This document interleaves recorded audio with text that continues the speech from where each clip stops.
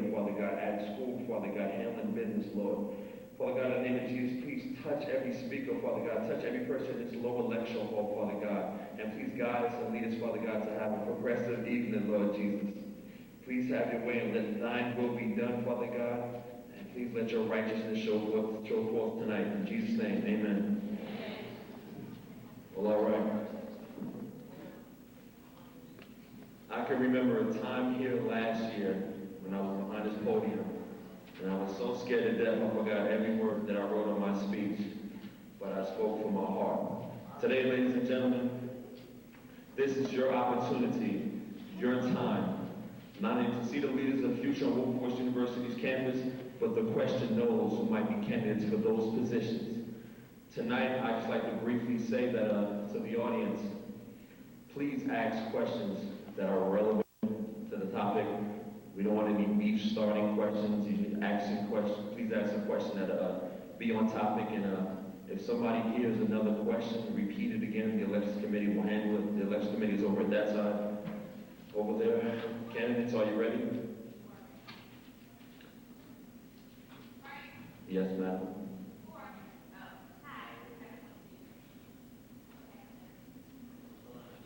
Okay, but Tiffany Thomas, please come to the podium at this moment. Not Thomas, excuse me. Ingram, praise the Lord. Please come to the podium.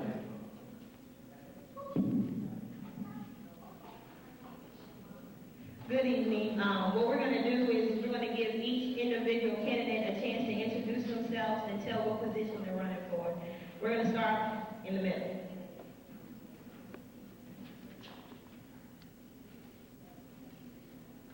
Hello everyone, my name is Ms Tyson Said, and I am a candidate for the presidency of the Student Government Association. Andre Pierre Wilson, presidential candidate, Student Government Association. Greetings, students. Catrice Walker, first vice president of the Student Government Association. Good evening, students. My name is Devin Howard, and I'm running for first vice president for Student Government Association. Charles Chip Washington, candidate for second vice president, Student Government Association. Hello, and Damian Davis for the second vice president, Student Government Association. Good evening, Richard Van, candidate for secretary.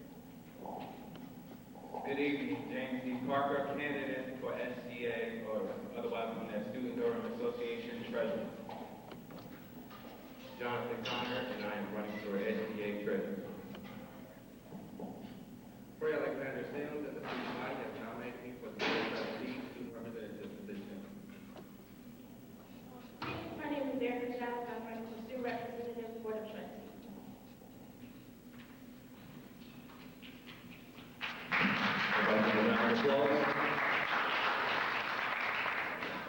Let me first make mention that this position and these positions are nothing to be played with. Over the blessed year that I had this year serving my university, my beloved PLW, I learned a lot of things about myself, about the people that I work with, but most importantly about this campus. I learned that a lot of people talk about it, but are never about it in various places in the campus. I've learned that if a group of people put aside their differences and focus on the students, a lot can be done. But most importantly, out of everything, I learned that we can all make change in this university's campus with or without title position. Tonight, I want you to really give penetrating questions. That's my heart. Really ask the people why they're running. What can they offer the university outside of what they told you? Really ask the questions so you can see the true person running for the position. Because once the person gets in the position, you're going to want the right person to have your back, just like you had the right board to have your back this whole year. So just please keep this in a professional atmosphere. This is not a playground. This is not some place to play Apollo amateur night. Please give every candidate their respect while they're speaking. If anybody has an issue or a problem or would like to make noise, please exit stage left and right, because this is a professional atmosphere for the future of this campus. Amen? All right. Okay, what we're about to do now is the candidates are about to give their speeches, maximum 3 minutes, and we're going to start with the candidates running for president.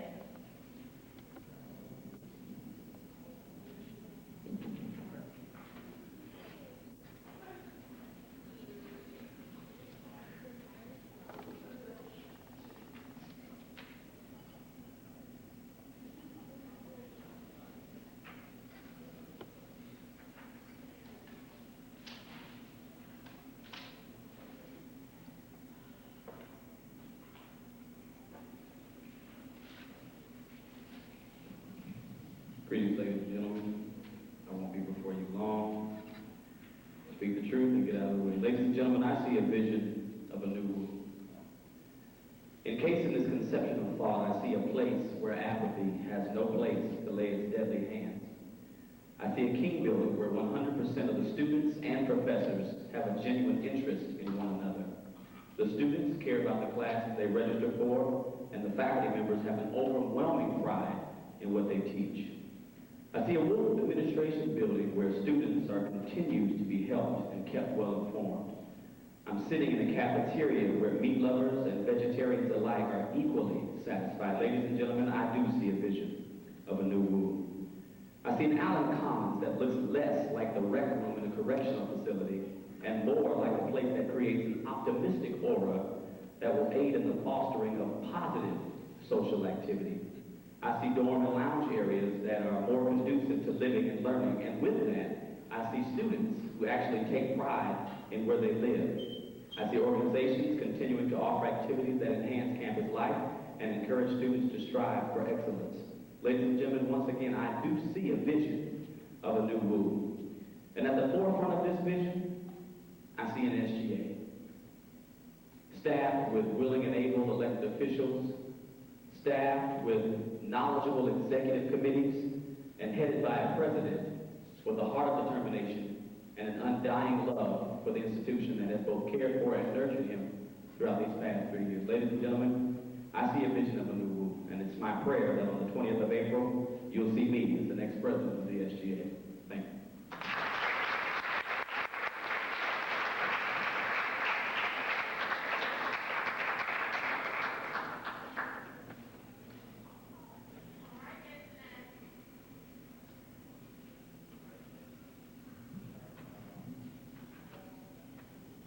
Greetings in the name of our risen Lord and Savior Jesus Christ, to the elections committee, the student body, and faculty. I greet you with Jesus' joy.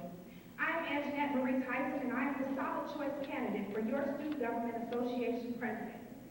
One might ask themselves why they should vote for me, and there is a list of reasons for that. I have served as an organizational president in the previous years, and I am currently serving as the Connectional First Vice President of the YPD, which is an international organization dealing with the African Methodist Episcopal Church. Now, the next question you might have would be, well, do you have time for this job? My answer to that would be, of course, yes. I have always involved myself in several things, and the key to success in all areas is time management. The next question would be, well, Anjanette, what do you have to offer my school? I am knowledgeable about parliamentary procedure and in the process of becoming a certified parliamentarian. I will not provide on the notion that I want everything to go my way, but on the notion that an organization structured on pleasing the student body is what the Student Government Association is. When the student body has needs, those needs should soon become the needs of the SGA. Changes must occur on this campus, but a popular saying is that if it's not broken, then why fix it? To me, that means change is inevitable, but some things must also remain the same. I plan to work with the current president to keep some of his programs going, but also to implement some programs of my own. Then you might say to me, you've explained what you're about, but what makes you different? I will reply like so. I am not in this for myself, but for the students. This university hasn't had a female president in 7 years, and I hope to be the next one. Also, my experience speaks louder than anything I can stand here and say to you. So, once today, I implore that you, the student body of Wilberforce University, to cast your vote on behalf of me, Anjanette Marie Tyson, the solid choice. Make me your voice. Thank you.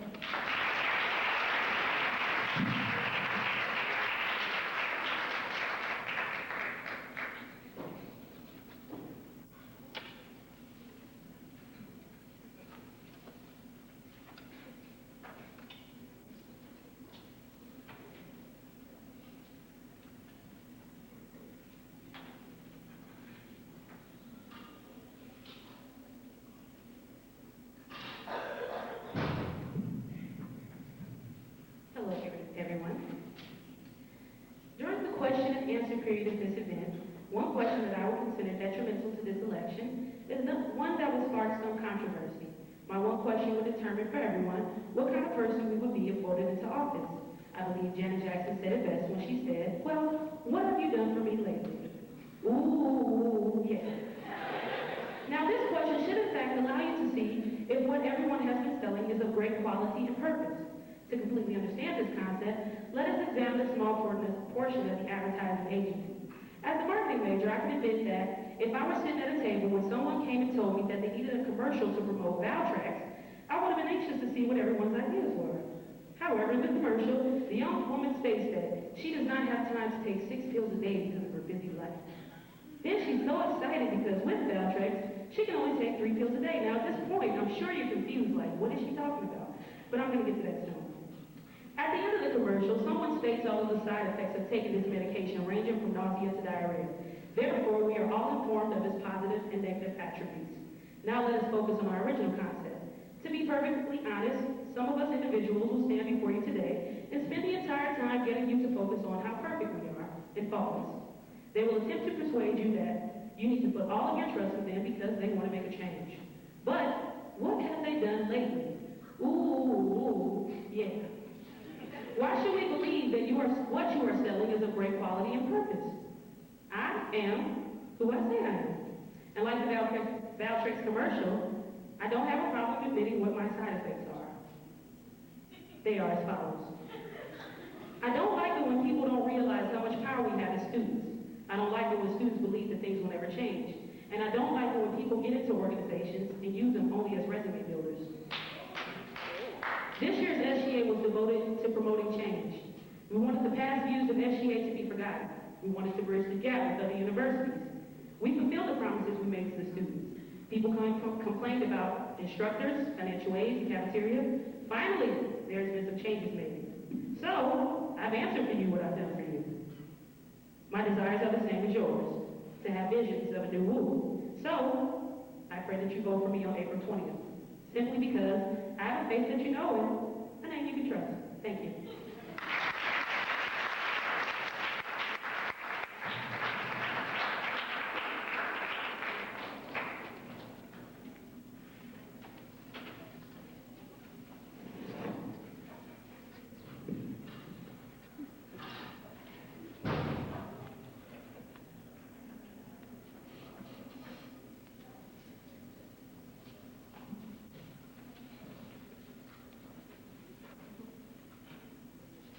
Tonight, I stand amongst all of you students, not as First Vice President candidate Devin Howard, not as Devin Howard, sophomore student, English lit major, minor, foreign language, nor as Devin Howard, political activist.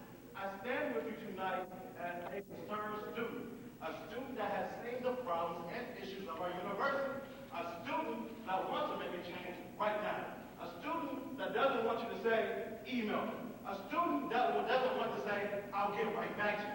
A student that wants to take the issue, march up to the work building and say, hey, Mr. Boatman, can I talk to you for a minute? I have this complaint from the students about these issues, and they need to be addressed right now. I can't have you going off to here to Philadelphia to New Jersey. We got to talk about Wilberforce, Ohio right now. I am the student that is working for you every day, every day. Every day I will work for you. Last year, freshman class vice president. Oh, we rocked it last year, and we continue to do the same thing. We were one of the few classes in Wilberforce history that had an overall GPA over a 3.5. That's pretty impressive. I'm coming to you today with solid issues, solid foundation, solid facts. One of the things I'm going to talk about is students in Henderson and Mary students. We all know that if you don't live in our dorm, let me explain to you the situation. We are what you call honor students. So since we're honor students, there are certain things honor students are supposed to have, like basic cable. Well, we haven't had cable yet, and I've been here 2 years. So they say that we pay extra for this cable.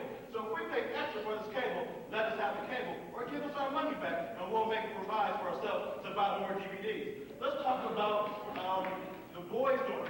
We're going to stop vandalism this year. We're going to have thorough investigation. You're not going to break in your dorm anymore, and we're not going to say, oh, you broke in, we're sorry about it, we'll get you a letter, we'll give you a card, I'm sorry. No.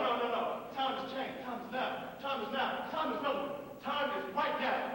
We're going to work in the girls' dorm to make sure they have all the necessity and amenities to make sure that they can grow as women and matriculate in our university. We're going to work about the visitation policy because we're all grown folks here. It shouldn't be a problem for me to go see another lady and to work on my project on a Tuesday or a Wednesday night. It shouldn't be a problem for me to go get a co-op. It's not a problem for you to go take out financial aid for $5,000 I'll never pay back. That's not a problem for the university, but we can have better visitation policies just to spend the time. So let's think about this. If we have visitation for a day for a certain hour, and then on the weekends extended, I think the problem is solved. We have enough RAs and resident staff assistants to be on guard at all times to do it. The plans are simple, the plans are easy, but the thing is people don't want to work. Because you know what? Tradition is good when it's only progressive. But when tradition is not progressive, then it has to be in. So I'm saying, throw away tradition.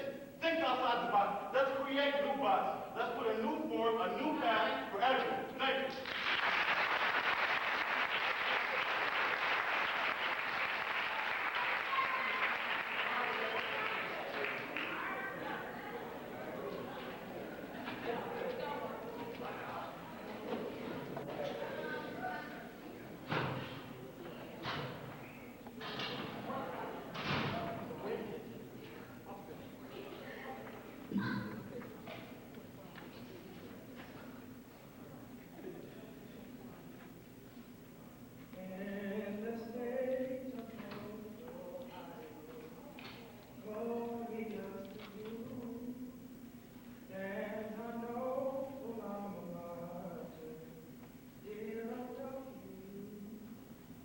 Being that Wilberforce University is a pioneer of higher education for persons of African-American race, and the prototype for those who show the follow Wilberforce in this phase should take an aberrant approach to this program.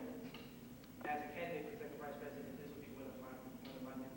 My plan for the program include a money market and management complication with Morgan Stanley being ready to empower our students so that they may more properly and adequately manage and invest of our funds and work study checks they will reciprocate back to students. Thus, the relationship, prodigal living amongst our students, was the mission statement of Wilberforce Reed, the development of a total person, and thinking of totality. This would include economic empowerment as well. Secondly, the state of the Black University, which we will invite those who've done the Black Symposium series, such as the State of the Black Youth, the State of the Black Family. And those facilitators will include Tavis Miles, Tom Clement, Dr. Cornell West, Dr. Eric Dyson, and a whole host of others. A homecoming symposium featuring hip-hop pioneer Nas and poet Will Step, confronting issues on that American society. A co-op committee which will consist of 2 students in each major who will find research and contact companies with internships and offer Wilberforce as an option for recruitment, so that we will have a diversified portfolio of co-ops and internships as each major represented co-op. A national HBCU's 3-point slam dunk all-star challenge, which we will invite teams from other HBCUs from across the country to compete for a large cash prize. I believe that this university should be at the top of collegiate national rankings, not only among Black universities, but we should be in contention and competing on a high level with Ivy League institutions as well. As a visionary and a fellow Wilberforcean, I ask that you will join me in preserving and enhancing the integrity, outstanding reputation, academic excellence, rich legacy of our great university. So cast your vote for innovation, cast your vote for integrity, cast your vote for excellence, and having done that, you will have cast your vote for you. Thank you.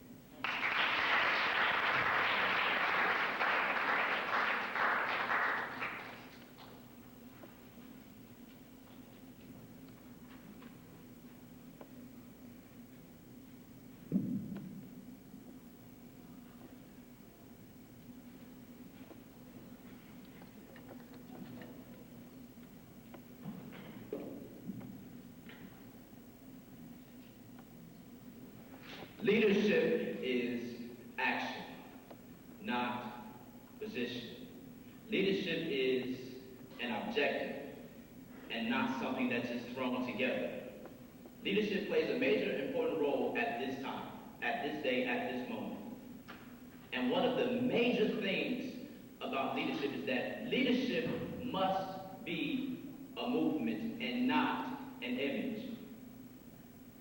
One of the greatest inspirations to me was that when I was the co-producer for the Hip Hop Explosion 2004, it allowed me to embrace other people who were of other colors.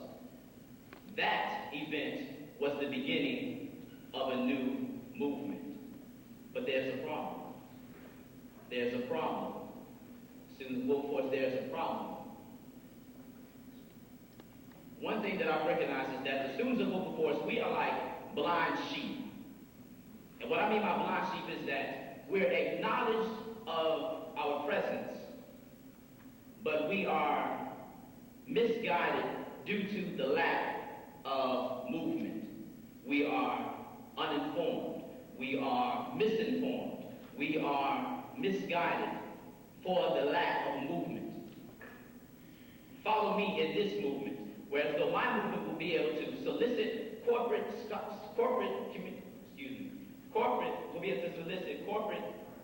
sponsorships, whereas though we will have people who will be able to lower the cost of the homecoming and dawn dance, a movement that will be able to bring a spring break trip, whereas though we'll be able to go to the Caribbean, a movement that will be able to have a multicultural event, where the international students on this campus will be able to display their culture, whereas though we will have different vendors, the vendors that will be able to show their different types of food or the different types of merchandise. And so I ask that you will follow me in this movement. And another thing is that there's a movement played by the man by the name of Michael Eric Dyson, where he had a book entitled Holla If You Hear Me. Holla if you hear me. Holla if you hear me. So if you would like to be a part of this movement, join this movement. I believe that I'm sufficient for this job. So vote for Damien Davis as your second vice president of the Student Government Association. Thank you.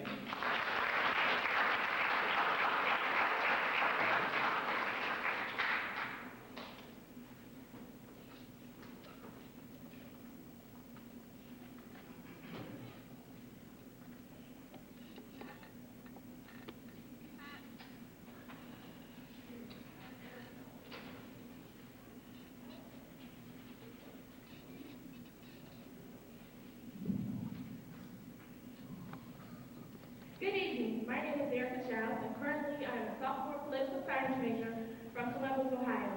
It is with great pleasure that I stand before you to introduce myself and also to express my desires and visions for creating change at this institution. When I originally came to Wilberforce, I discovered it to be a peculiar place where it had such a rich and valued history. Wilberforce University, the mother of historical black colleges and universities, is the mecca of higher intellect, the place where great minds like W.E.B. Du Bois, Hallie Queen Brown, and Dr. Martin Luther King graced it with his presence.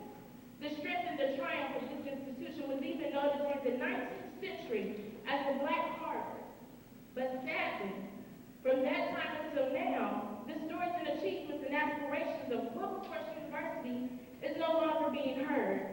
What has happened to our nation's first institution of higher learning for African Americans?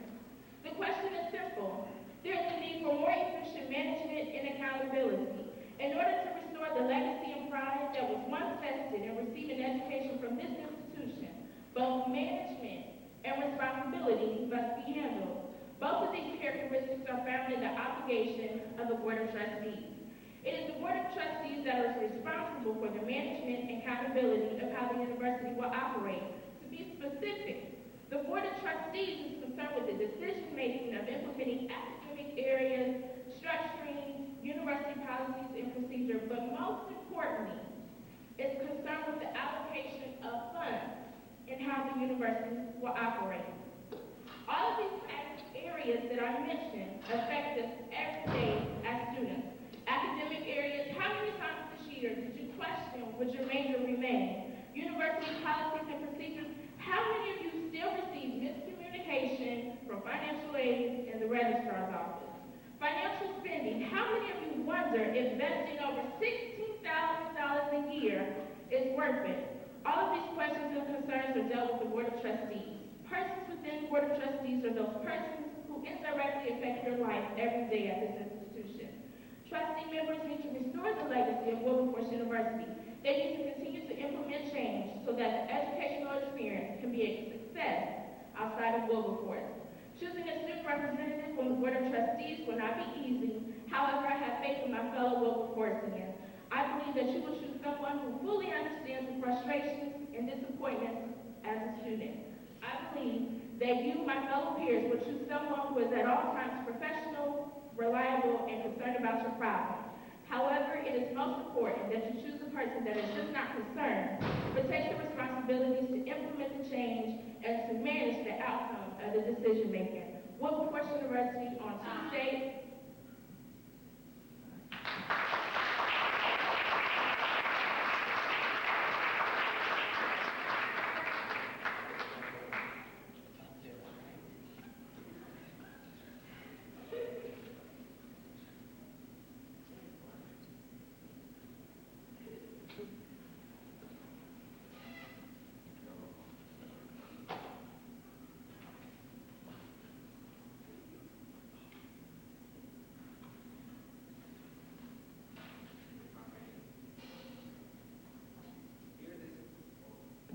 Here at this fine university, I've come to notice a few things. One, that some areas of student life and student activity changes must be implemented. Two, I've noticed that my fellow students feel as though they're comfortable with me, giving me information, and their decisions they involve me in their personal life. They feel comfortable having me there for guidance, leadership, and as an intellect for something to hear from a guidance. Y'all nervous, you have to get this. Actually, just let me do a little more with it. Board of Trustees, this is a very important position. Like my candidate said, that proposed to me, it is for the allocation of funds for the university. It recommends policies that govern every student every day. This position, actually, I would serve as someone who represents you. When the decisions have to be made on the board in front of them 3 times a year, they need a voice. Someone who can actually represent each and every one of these students. We are a heterogeneous mixture, made of all types of differences. I feel that I'm qualified because all of you have found something inside of me where you can relate to. Every student inside of here I've talked to. Every student inside of here I've had a personal conversation with one-on-one. You voiced your concerns with me. I was a student here at Wilberforce University, and when I first got here, they misled me too. They told me there were certain majors that were here. They told me that there were certain plans. I had an allergic reaction to the water, you know what I'm saying? Things like this. I have my hardships too. You all shared yours with me. This is one thing. This is one of the most important things that as a representative I must do. Be about change. When something arises, there must be a change made. I can do this effectively and efficiently. I'm very organized, very blunt, very straight to the point. That type of personality has allowed me to be and serve on things like SAC, Student Activities Committee. I'm the co-chairman. I've been in numbers of organizations throughout high school as well, FPLA. I've tried Future Business Leaders of America. I've tried here to also establish myself as Board of Trustees so I could not only get something on my resume and not only be a part of the political infrastructure here at the university, but to make change for you. I feel like that you all know exactly what to do when it comes down to voting. I feel like I am the best candidate. I can go on and explain to you, but I really want you all to propose questions. I'll feel more better and more comfortable explaining to you exactly what it is. There have been issues that have arisen and I have and I have taken those and I have placed those on stickers. Those were done, and little did you know, it was a survey being taken place. Those things, those issues, those are concerns that you have told me throughout the years. Those things we're going to try to change those fast and in a hurry. We have now, like with the financial aspect, Lincoln University, they have, we're trying to now establish a partnership with their think tank. They have $5 to $10 billion of our work. They have been guaranteed by the governor $100 million. If we could somehow get a partnership, investment somehow where interest can accrue on that type of money, that would help save some of us.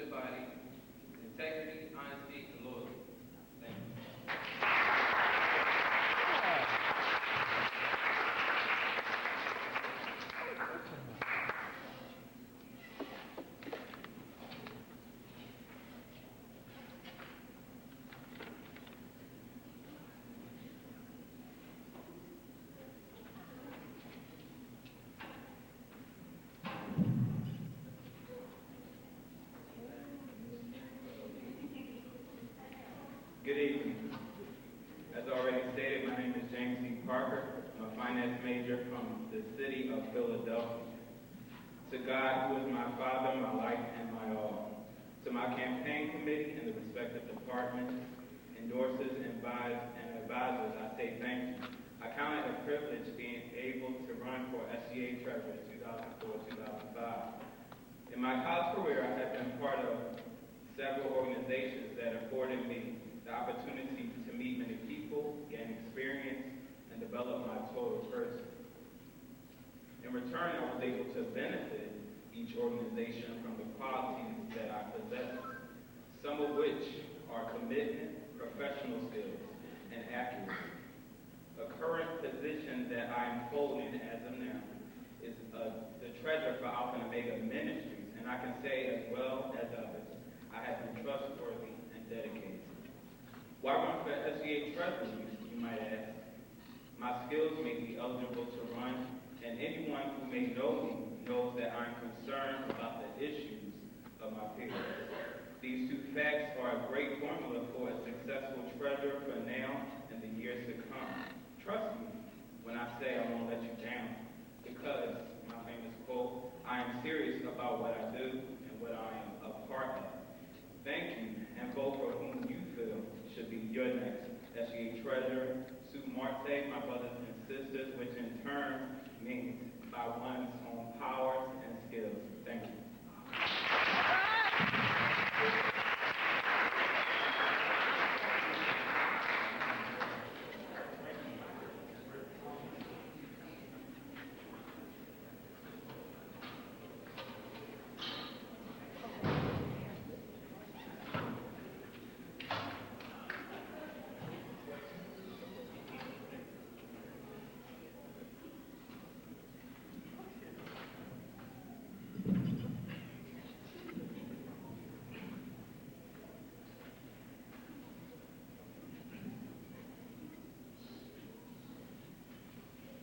Good evening. For those of you who I'm not acquainted with, my name is Richard Mann. I'm from Chicago, Illinois, and I'm a junior, majoring in literature, and I'm running for the office of secretary. It is my wish to run for secretary of the Wilberforce University Student Government Association. I know that I am more than capable of holding this position due to my background and my study in literature. One of my passions is writing. I believe that this position SGA will aid me in the long run for future jobs such as working for newspaper companies and becoming a professional writer. It is my belief that every position on SGA is just as important as the next. And though I will not hold the title of president, vice president, or even trustee, I will still attempt to implement new programs and ideas at Wilberforce. One of the major problems here at Wilberforce is the lack of communication and accuracy. And as secretary, I will not be biased and will properly relay messages from the executive board of SGA to the students and vice versa. I feel it is unfortunate that I am running unopposed because this is a sign of low morale on campus, and this is one of the things I hope to have a hand in helping change. Over the course of the past 2 years, I have served as one of Wilberforce's proud student ambassadors. I find myself eager to give a tour due to the fact that I am extremely proud of this institution. This is one of the main reasons I chose to run for office. To have a hand in making a change on this campus is one of the ways I give back to the university before becoming an alumni, because it starts as a student. Before I graduate from this institution, I want to make a difference by being the secretary, accomplishing the following: building a higher level of respect among peers and educators by being a role model and encouraging the school spirit, maintaining the level of professionalism among SGA officers, and strengthening the level of communication between SGA and the students. Thank you all for coming out.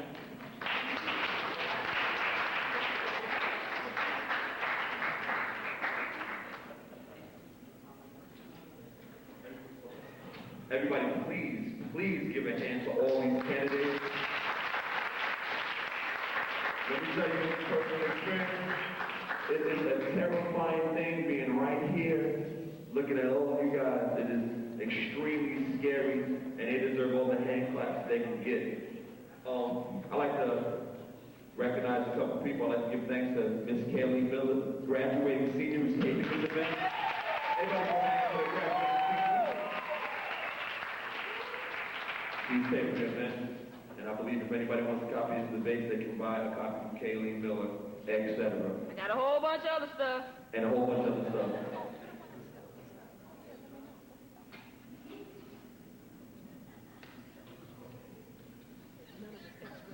And Reverend Rosetta Cole, can you please give props to her for being here? This is somebody that's with us. And the brother whose favorite word is dialogue, who has taught me to read so many books, Reverend Phil Jackson in the back. Okay, keeping in the essence of seriousness and professionalism, please excuse my laughter and banter. We're about to go to the, oh my God, and no Johnson, I'm sorry.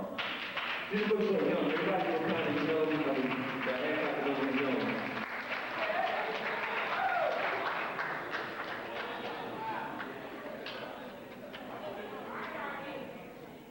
Two things real quick. Somebody mentioned something about student apathy, as well as a couple other things. What I noticed a couple other things. This year in the student government, I noticed a lot of things. A lot of students didn't come to student government. They thought the Student Government Association was just a social organization that did icebreakers. We're about to enter the debate portion, and then the questions will follow from the audience as well as the election committee's questions. But I'd like you to take that in consideration. These are candidates running for the Student Government Association. That is like your lawyers on campus. If you have problems, you can contact them. But please, for the next student government that comes in, can you please contact them more often? Because that's what we're here for, and that's what you're about to let these guys here for. So I'll pass the mic over to Tish. Yeah, Tish. Tish. Good evening, good evening. This next section is about the debate. Each candidate will have a chance to ask their opponent one question, and then have 1 minute to ask the question, and the opponent will have 2 minutes to answer it, and vice versa. Then we will go on to the part where the students will ask the candidate a question on their own. Thank you. Yeah, Tish.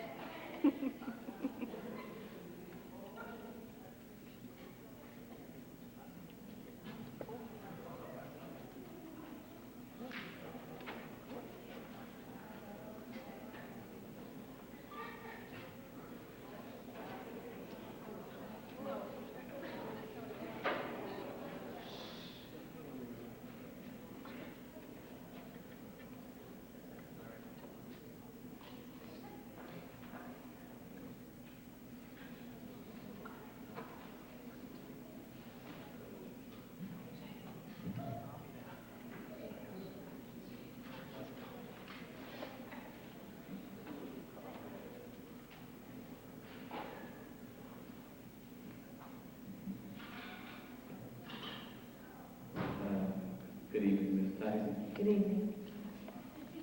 First of all, it's no secret that a president of an organization, institution of higher learning, a company, etc., needs to have both the experience and a vast knowledge base with regard to the entity that he or she will be responsible for.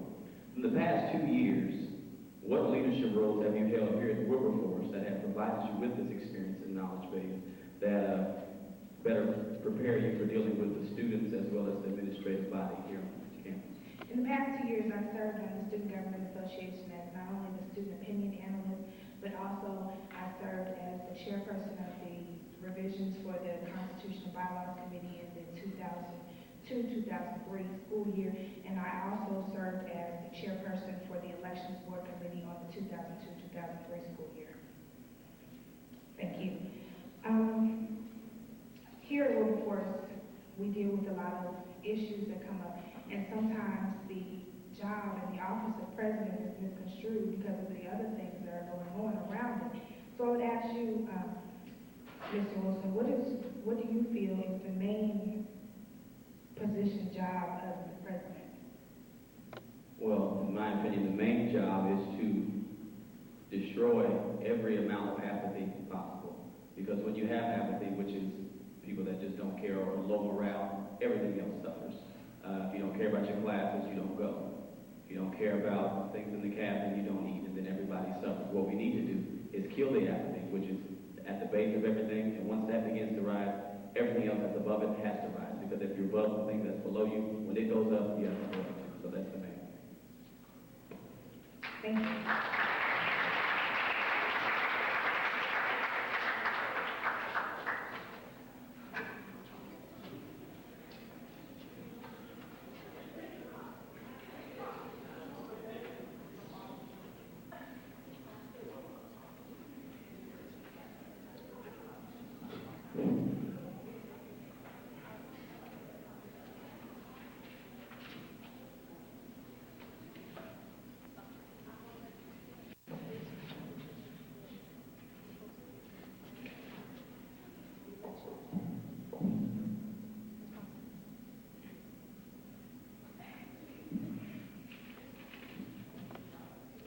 Mr. Howard, for myself and the other individuals in this room, could you please give us some examples of any campus actions that you've done that have been altruistic in nature?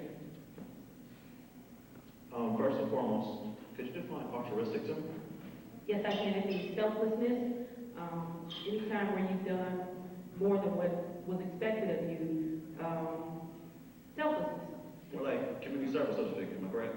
I'm sorry? Community service, self-giving, things of that nature, am I correct? I guess you could say that, yeah. Okay. Well, last year, as I mentioned, I was freshman class vice president.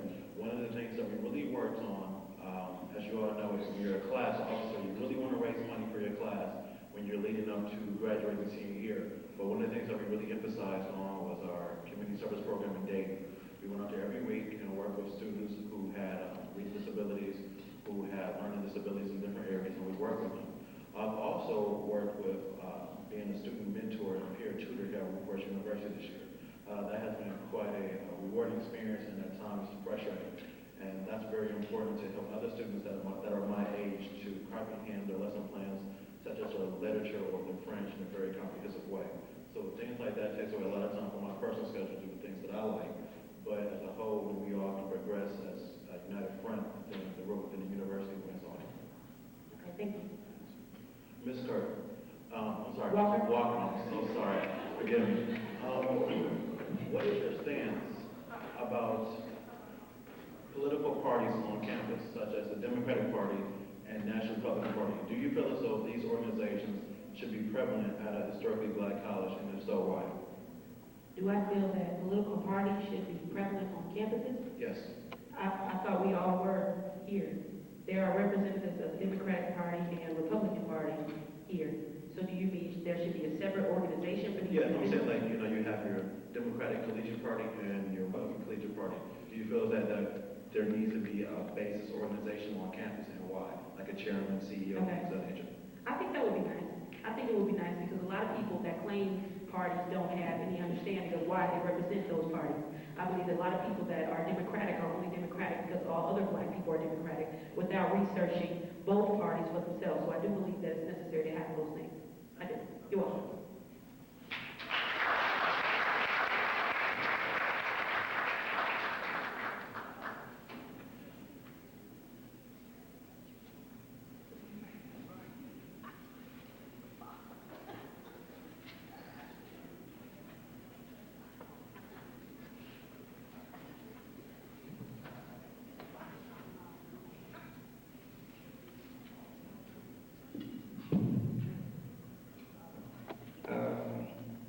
Just share your views on what should be done about the vandalism in the boys' dorm.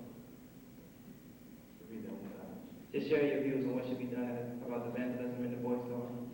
About the vandalism and the boys Like the doing. break-ins. Well, I believe somebody had already touched bases on it. I pretty much agree with that.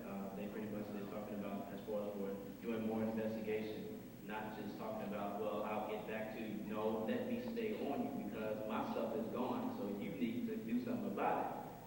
Pretty much, I'm definitely for a strong investigation on the problem. If a person has something that is stolen, it is the duty of the police campus to get on top of that, to make sure that that person gets their stuff back on the reason why something is happening to their stuff.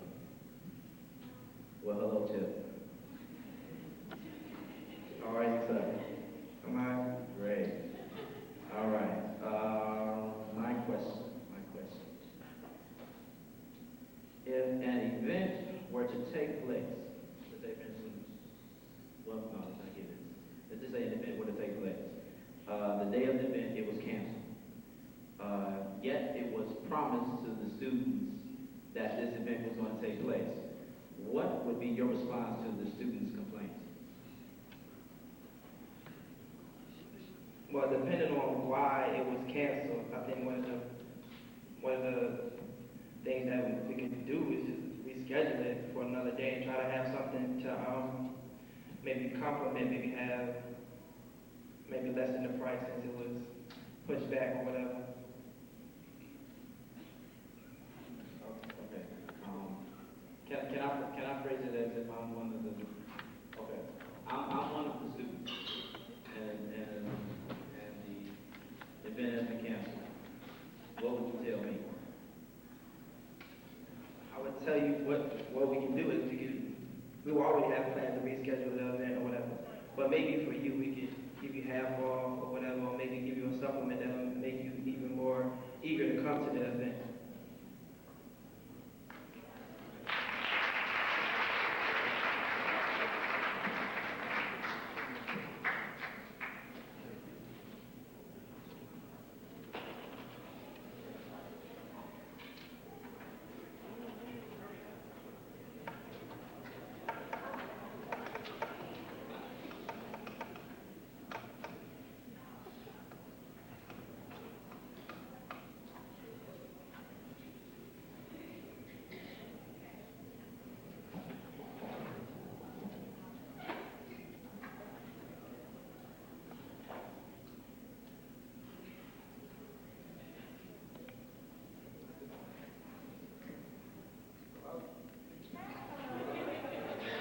Hello?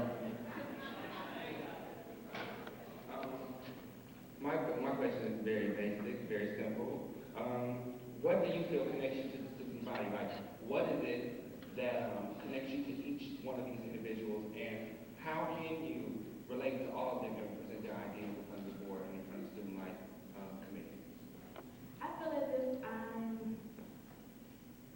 if that I am very comparison or compatible to a lot of students. Although we come from our respective places and cities and we read certain things, I feel as if I still have a common identity with you because we're all students at Wilberforce University.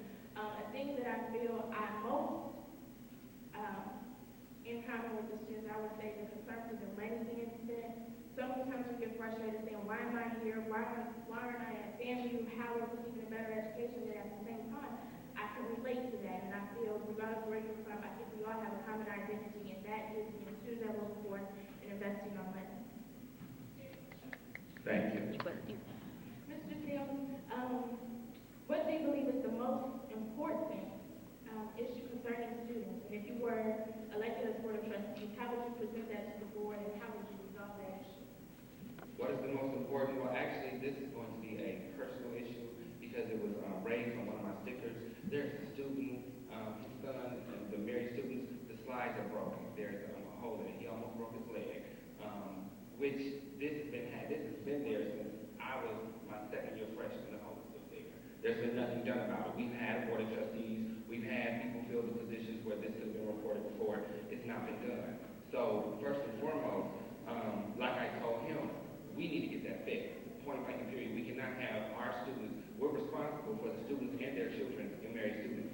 That needs to be done. Also, the allocation of any type of funds, like for cable. I think that not only in Henderson Hall should things be done for that, but also in Wright Hall. They don't have cable even on their floors. Maybe we could possibly get something like that, or microwave individually on each one of their floors. There are spaces for that. Just because in the past that there have been slightly vandalism and there have been fires because of it with past students that have graduated because of the years have been about 4, we should not punish the students that are here now. That is an amenity that was given to them. We need to give them those amenities as well. So I think that on lines like that, they should be serviced. And also listening to the students and to the board, how we're reporting to them, basically writing proposals. I'm very good at that. I'm a communicator. I've taken a lot of communication classes, business proposals, and I'm also interested in one day finding out about grant writing. So I'm geared for this type of thing. Very tactful, very efficient, and like I say, very organized. So we presented to them in a platform where they can understand and where the students are also serving.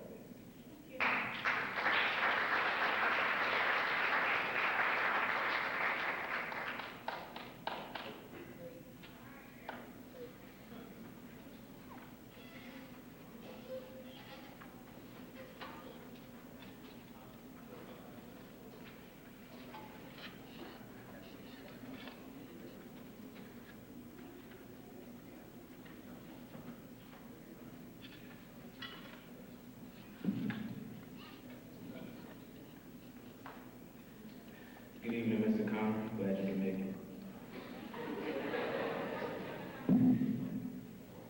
Question. As an RA, do you make yourself available most of the time on your respective floor if a problem should arise?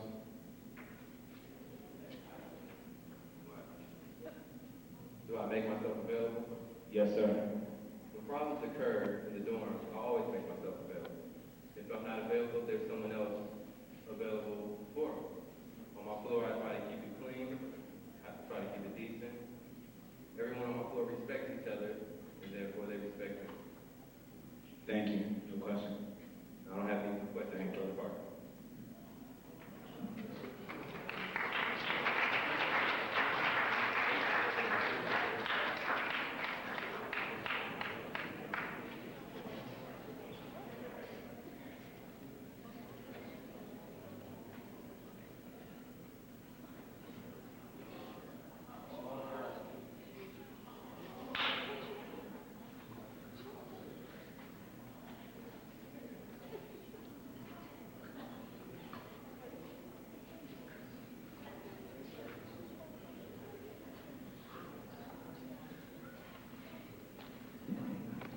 Now we're going to go into the question and answer period. First, we're going to turn it over to the elections committee to ask the candidates questions. Then we're going to go to the audience.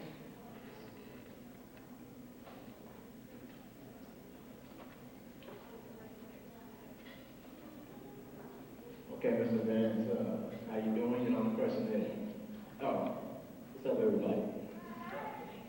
Mr. Vance, you're the only person that isn't running for, that doesn't have anybody running against you.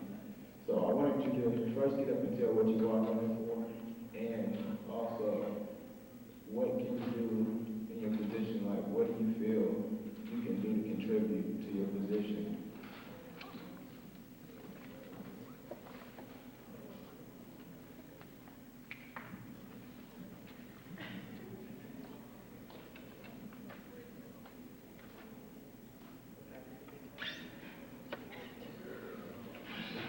Okay, first of all, my name is Richard Vance, again, and I'm running for a position of secretary.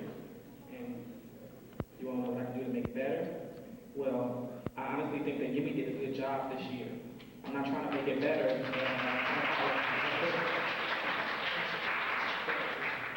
Yeah, ask your question.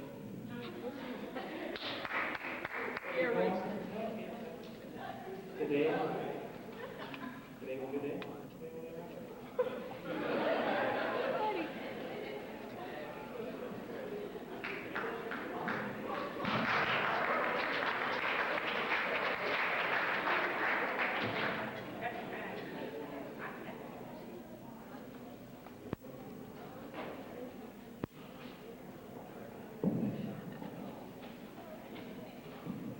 This question is for Erica. What skills have you learned as a political science major that you can implement if you become the next student representative to the Board of Trustees?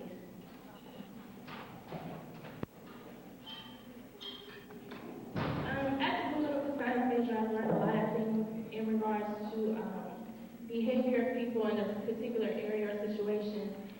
And most importantly, I think this year I've learned apathy, which, like Andre had mentioned earlier, is a lack of motivation or a lack of achievement to do something. And I feel as if I was elected Board of Trustees, I think I could effectively communicate with students saying that the problems that you complain about affect you directly, and I can do something about it. And I feel as if changing the mood of apathy and communicating to students as Board of Trustees, would be really, really good for the simple fact so many people complain, but they don't realize who those persons are who can make that change. And that is something that I learned this year as a student.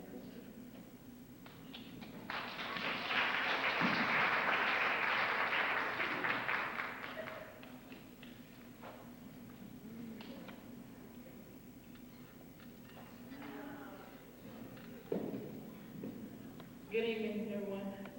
My question is for both of the candidates for presidency. My question is directly, what makes you the next leader of Wilberforce University besides of your qualifications and your different things that you've done? What is it that gives you the I am the next leader?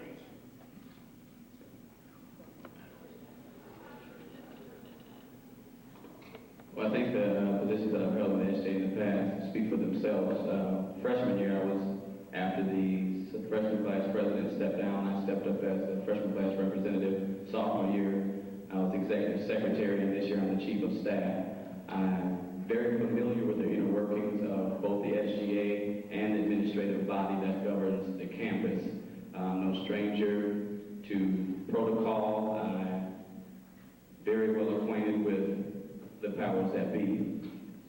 The students, I'm always one-on-one with the students. I pretty much have a good idea what's going on around here. Like I said, I've been in SGA for 3 years. It's like I know it like the back of my hand, so that's what makes me the next president. I'm also a person familiar with the inner workings of the SGA, but I also believe that in order to become a good leader, you must start off as being a good follower. And a good follower is a person that follows behind someone else and learns the things first, and then from there makes their move and says, well, from you, I see what you have offered, and I also have this to offer. And what I also have to offer, as I stated in my speech, is the fact that I'm on track to become a certified parliamentarian, which leads me to say that I can hold a meeting, I can convene in a proper manner when we have a mass student body meeting, and I know how to make sure that issues are taken care of in the proper manner. So I believe that because I have been a good follower in the past years, I will then move on to become a good leader. Thank you.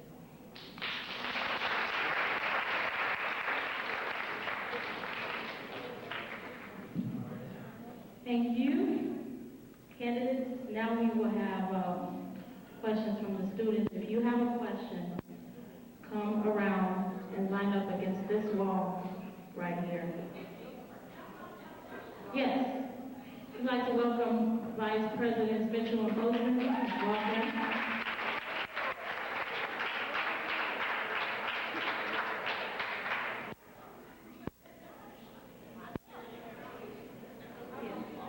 Candidates, you have 1 minute to answer these questions. Justin. 1 minute.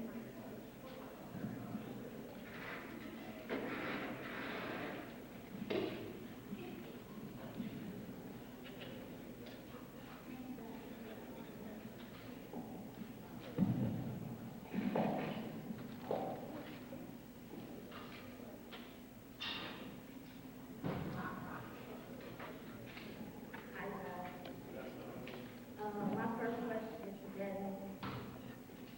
There are a lot of important issues that need to be dealt with, and cable visitation and student activities are very important.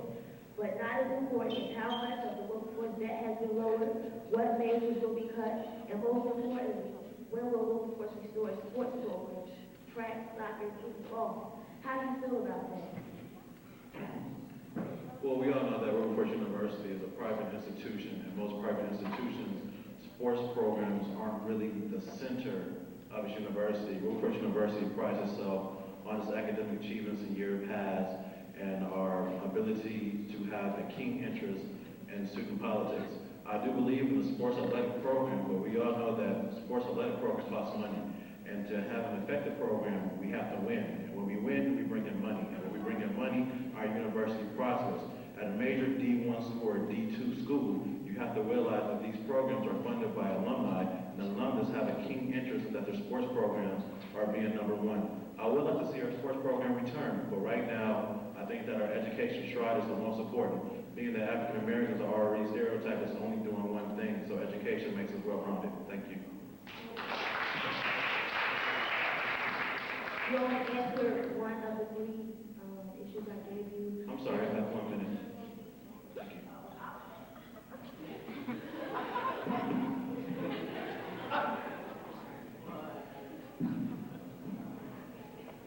Good evening, candidates. I would like to wish you all well in your endeavors. Mr. Howard, you had a wonderful speech, and you spoke about some very interesting topics. I was curious, your position that you're running for is focused on student activities, correct? What type of activities do you have in mind for the students, irrelevant to what you said previously? Okay, thank you. I'm glad you asked that question.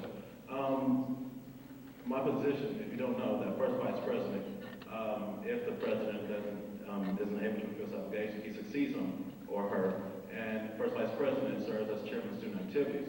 One of the things that I wanted to implement is a music industry reform. What's the hype? I think that a lot of our students have aspirations to endeavor in business in terms of entertainment.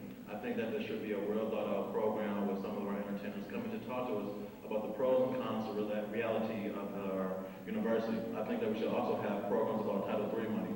We all know that Title III money helps sponsor and fund most of our activities and our events that we have on campus. And I think that a real educated program should be implemented for that. And I also want to start a student vendor association where students who have ideas like selling shirts or want to sell DVDs or want to sell homemade television shows and things of that nature, that they'll be able to buy a copy from us, a student chairman activity director, have a legal documents that they can do this. And it also can work for them if they're business majors at the co-op program. Thank you. My question is for the candidates for presidency.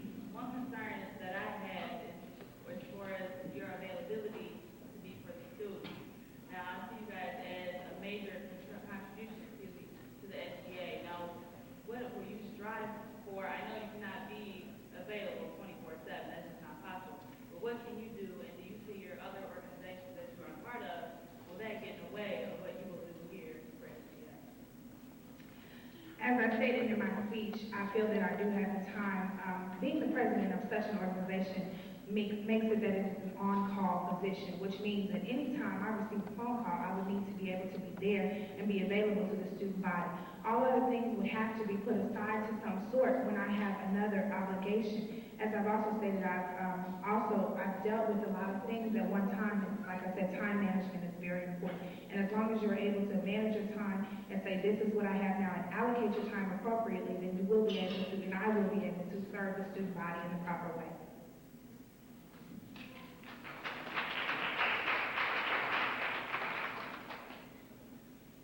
Time management is the most important thing. And being a president, I've already this year, being on SGA, stayed up till 2 or 3 o'clock in the morning, walking the halls in the boys' dorm, trying to convince students not to transfer. I probably shouldn't say this, but kind of missing out on some classes, even trying to make sure that some friends of mine understand why their financial aid turned out the way it did. You have to sacrifice. You have to, being a president, being in charge of anything, you have to know that a lot of things you want to do and a lot of things that are important to you are going to have to take the back burner. You're leading people, you have people's interests in your hands, you have to make time for them.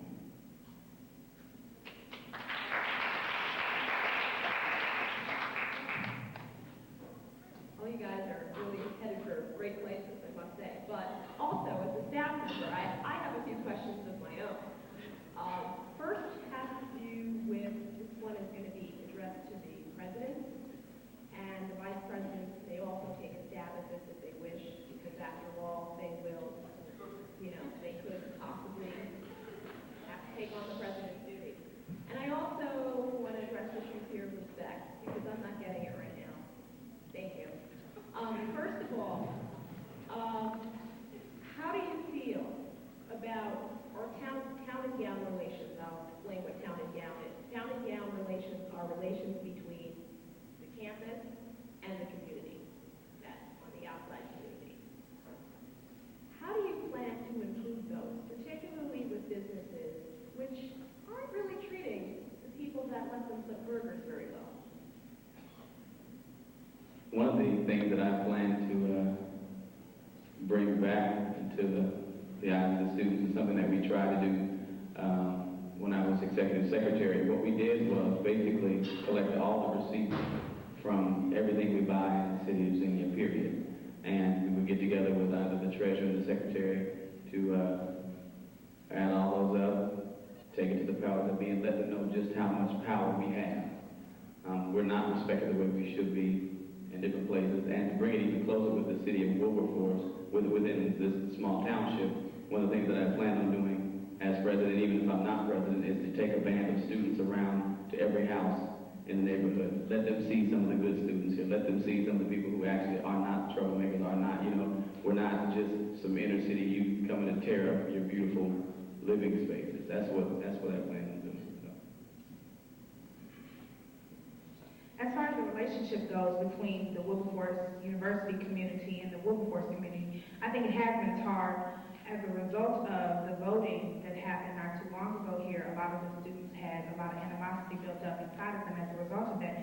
But I think one thing that we can do as the SGA and me as the president, we can work together with the community to help them understand that we are not thugs, that we are not people from just anywhere. We're people looking for an education and working to become a better people, and that's why we're here trying to receive our bachelor's degrees here at Wilberforce University. And so we are people that you should look forward to in the economic world later on, because we will be the people that will be leading on the forces. And so I think that we need to help the community to understand that we are people that need to be revered, and they need to come and they need to see what we're about, and we need to work together to say that, okay, everything is not all bad just because it looks all bad. Another cliche is you can't judge a book by its cover. And so we just judge the community as bad people because they didn't vote the way we wanted them to vote, but we need to.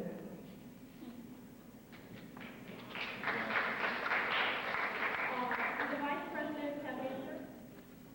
Okay, I asked the Vice President also there.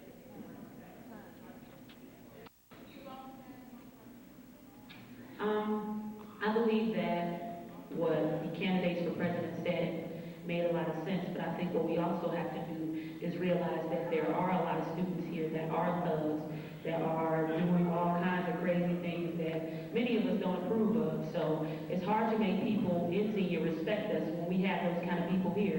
It's hard to say, listen, you need to be better, you need to change, you know what I'm saying? It's hard to do that kind of stuff because a lot of people are set in their ways when they get here. A lot of people are mad on campus for whatever reason, because of financial situations, because of family experiences, because of the way they grew up. It's just a lot of different people here.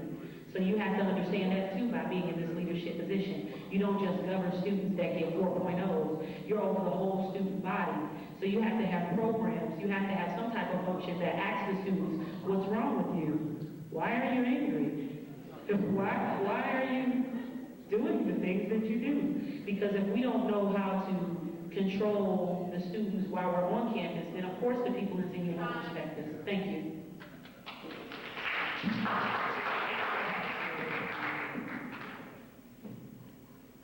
Hi, my question is for the second vice president. Both of you spoke on behalf of activities for the students, and that is the job or the duties of the first vice president. So I would like you guys to please clarify your job as second vice president. We're supposed to be head of all the committees, student committees like health committee, library committee, etc., etc.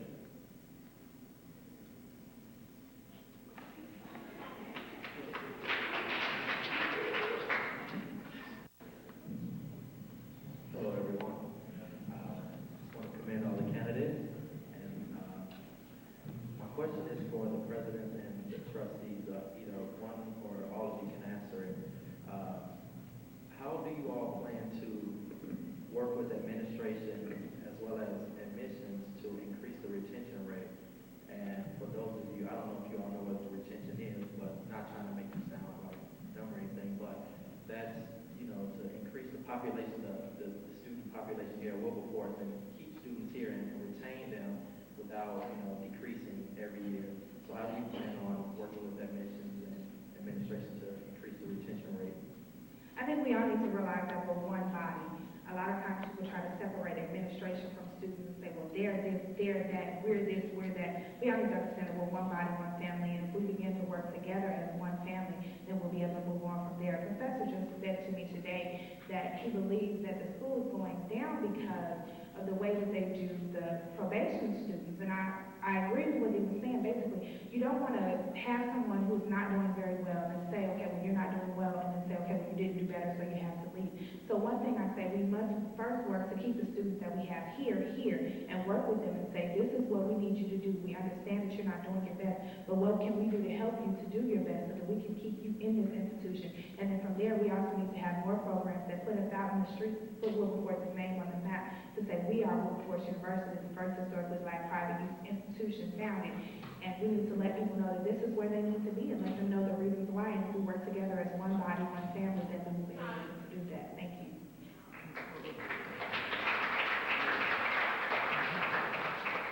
I totally agree with what Ms. Tyson said about us being one body. But even with that, you are one body, but that body has many parts. And what's important with the body is you have to know how or what the function of each body part is. If you know what the brain is supposed to do, then you can, pretty much hold it to that. If you know what your hands are supposed to do, if they go outside of that, you can deal with that. And going back to the administration, yes, for one body, but if you know and if you have a knowledge of how the administration works, you can better relate that to the students. And once you let the students know that administration is doing all they can, and they are doing what they're supposed to be doing, because you have individuals who know what they're supposed to be doing, then you can relate it to the students, and then kind of put everybody at ease. So you have to know what each part of the one body is doing. I would just like to say that I think it primarily lies within the lines of communication and raising the expectations of the university. To go back to communication, when the admissions office recruits or seeks students to become enrolled at the university, be real. I don't know if that's proper, but be real with the students. Don't give them this ideologic, Wilberforce is this, is great, is this, and this, and that. We have 60 majors and you only have 20. Be real. Tell Wilberforce, I know there's things that we like, but at the same time, raise the expectations for students. We want to go here. It's not the last choice. We might not be as big as whoever, but I mean, what we do have, we are appreciative of it, and we do the best with what we do have. Raise the expectations. Retention. We should have SAT scores, standardized testing that should be at a minimum or a maximum for students to come in. Just don't take a bus load to the East Coast, West Coast, Midwest, and say, let's go to school. I understand we're in a place where we should give everyone equal opportunities in learning. However, we should have a certain level of expectation. The other candidates, they vividly expressed issues and concerns of all of us, but I did want to piggyback. We do have to raise the bar of expectations, and it is a thing of communication. For one thing, the retention rate, maybe we could soften it if not only with them saying that they're cutting down the programs and that they won't have a lot of majors, why don't we wean them off? If you're here and say your major is art and it's going to be cut, if you're here for 2 years or whatever the last person who's entered, they should be able to graduate from Wilberforce University with that major. At that time, or whatever year it was cut, no new students should be able to be added to the roster with that major. Maybe we implemented more plans and we thought them out, then that would help, ease our minds. Because a lot of people, they transferred because track and field being cut. A lot of our runners aren't here anymore. That took a lot of money away. We can't, like they said earlier in Express, we do not have the money to put into things like that, but we do have money where we can probably modernize certain things about our school. Maybe inside the union, I heard alumni over the break, and Frank and I, we talked about this, there are no couches that are color coordinated.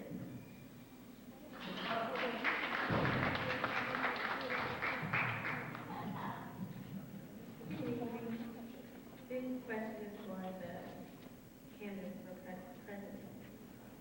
I understand that you both have played a major role in the governing of SGA, but what have you done thus far that has benefited the student body directly?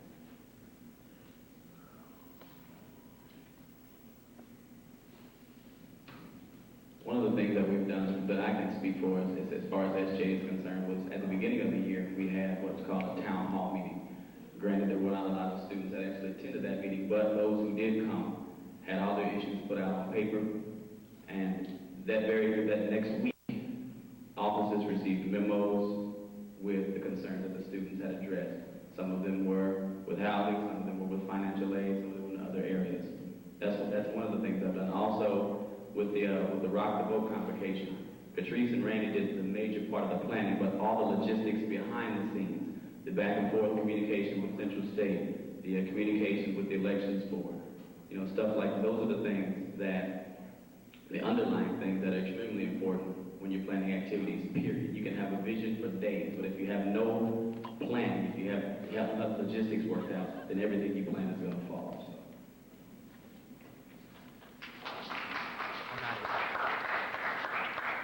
Earlier this year, I was one of the few students that went along with the president to the Xenia, or the community meeting, dealing with the Speedway project. And I was there with the president to back him up to speak on that issue as he spoke and tried to get the issues out based on the Wilberforce student body. And I feel that is something that directly affected the student body.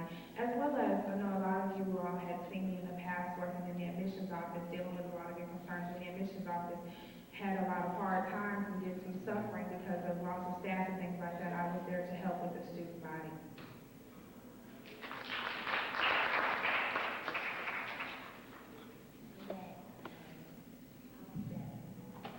I don't want to feel like I'm picking on Devin. I do have questions for other people, but I feel like Patrice has been in her position and we know what she can do. We know what she gets done. So I feel like I need to focus on the other candidates. I don't want anyone to think that I'm just picking on Devin. I asked you a question with 3 issues, and you focused on one. If elected and someone brings you 3 issues to you, will you drop the other 2 because you don't have enough time?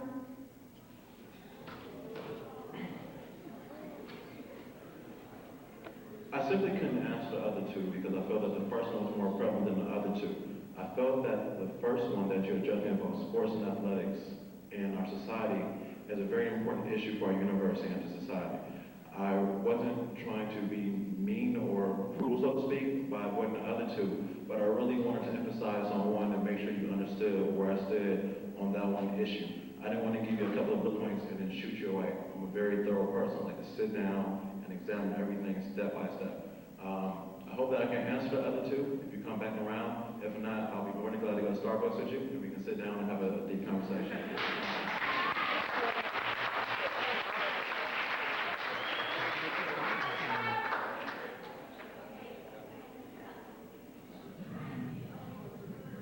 Does anybody else have any questions?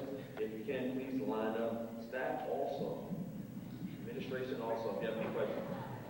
Okay, I have one question. Okay. This question is for the candidates for president and the candidates for first vice president. We all know that campus apathy is a prevalent thing going on in this campus. What are 2 methods that you would use, if elected, to attack and destroy campus apathy at Wilberforce University? One of the things I plan to implement is this. The main reason why people are so apathetic when it comes to Wilberforce University or any organization is the lack of ownership. If each individual has a sense of ownership, if they feel like they're a part of something, they take responsibility for it, they have pride in it, apathy is gone. What I plan to do if elected as president is give each and every student the opportunity to be involved with the SGA in some way, shape, fashion, or form, or whatever. You know, in the past, people say, okay, you want to be on the SGA, great, and, you may help out with something. No. If I'm elected, everyone will have the opportunity to have a key position in some way on a committee, forming their own committees with the things that they want to do. Give everybody a chance to be involved. They take ownership. They have pride in their school. Apathy's out the door. I think a lot of times people hold back inside or develop feelings of their own because they feel that their voice is not being heard and because they feel that they're too small. And so I think if we develop programs to allow everyone to understand that no one here is too small and everyone's voice can be heard equally, then we'll be able to eliminate the apathy on this campus.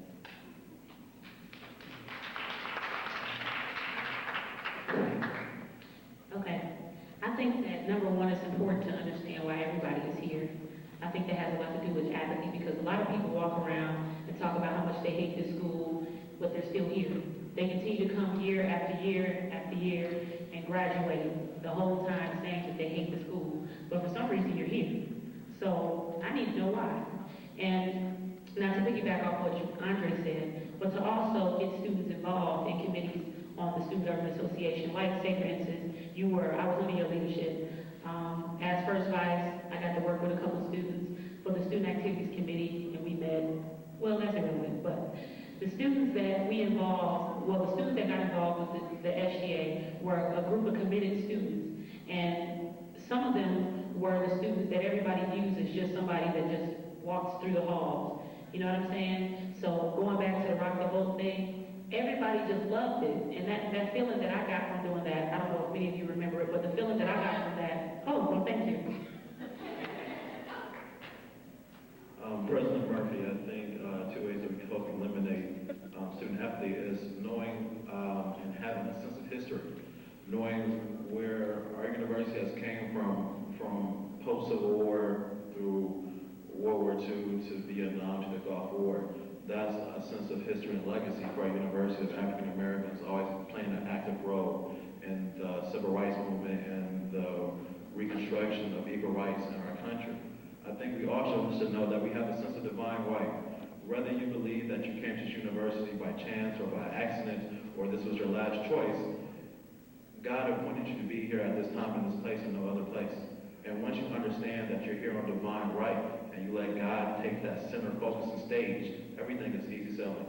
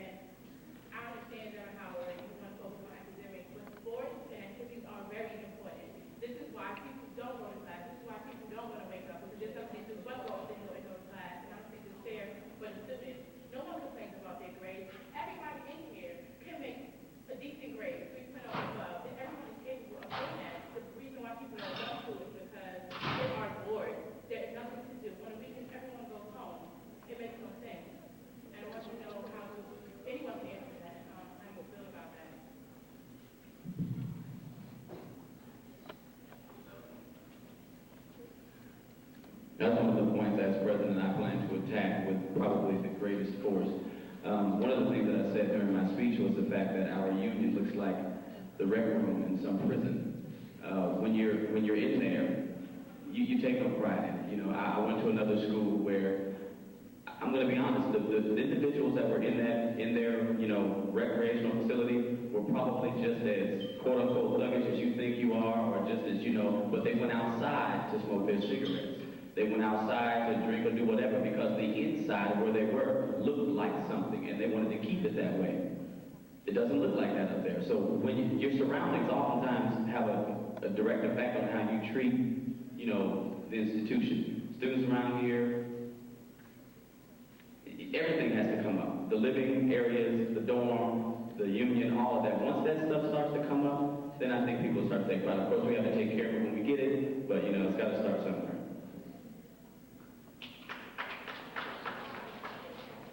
I just want to answer that and say that a lot of students are bored. However, when there are opportunities for students to participate in student activities, students do not come out.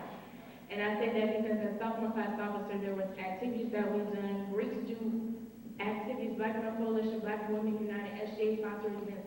And sometimes students don't come out for one of two reasons: money, or there's a lack of communication. And money, we have a student activity budget for that, so that really should alleviate a lot of our problems. Communication that lies within the organization, their secretary or their liaison to relay information to the students. And I feel as if the money issue was resolved and also communication, that barrier was broken, I think a lot of students will participate more. And on the student side, if there is an activity and organizations are putting things together for you to have fun to do, please participate in those.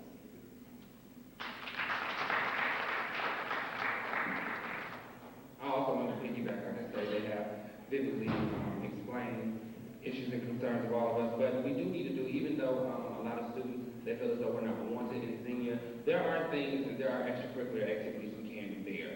I know a lot of bowlers, I know a lot of people who play possibly sports like soft tee, baseball, anything like that. We need to incorporate things like that. We can get off the campus and do it. There's a lot of people on campus who are good at other activities. We got a lot of the track and field people who still are here that maybe they haven't left because they really did love the school. Well, why don't you all go to the track? Why don't you all, make a hub of things? We have to actually go to students and try to incite inside of them a reason to go out and join the committee. You have to find people who are committee spokespersons.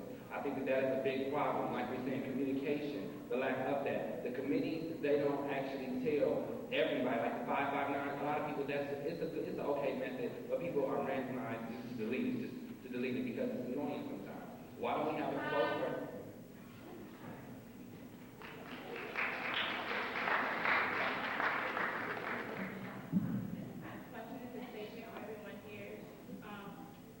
Even though we're bored, that is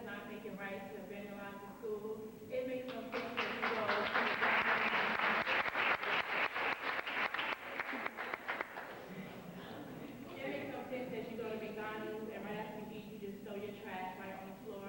I should not see a bag filled with Big Mac wrappers and fried wrappers and fried all over the grass. It makes no sense when there's a garbage can right there, and in fact, when you walk up to, you see the garbage can knocked over. If you're not going to use it, that's on you. Put the stuff in your pocket, in your purse, whatever. Don't throw it on the ground. That makes no sense. It's not an excuse to do what I did. It's because you're bored. Find something else to get involved in. It's not that hard. Read a book. It makes no sense you can vandalize in school. You can't even get good grades. And like I said before, everybody is capable of getting a 3.0 or better. It makes no sense. That's all.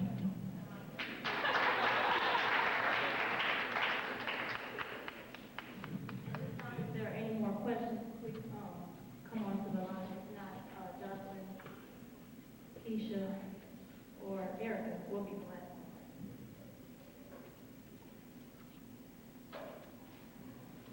Hi, everybody. Okay, this is really more of like a statement / question, and mostly directed, I believe, to the Vice President, since you all said that you are on the committee.